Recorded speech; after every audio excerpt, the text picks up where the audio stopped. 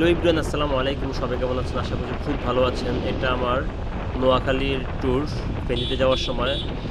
যারা নোয়াখালী ফেনী রোডে চলাফেরা করেন তারা অবশ্যই জোনাকি বাস অথবা অন্য কোনো বাস চোখে পড়বে আপনাদের।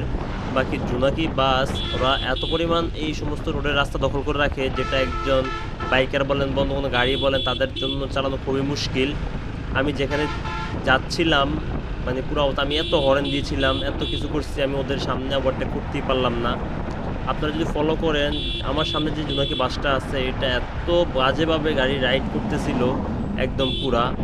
আর নোয়াখালী ফেনীর যে রোডগুলো আছে এই রোডগুলোতে জোনাকি বাসই বেশি আমার চোখে পড়ছে। ওই এক লেনের রোড হওয়ার কারণে তাকে ওভারটেক করে সামনে যাওয়াটা খুব ঝুঁকিপূর্ণ ছিল। আমি চেষ্টা করেছি যথাসম্ভব আমি আমার নিজের সাইড ভালো রেখে গাড়ি ড্রাইভ করার।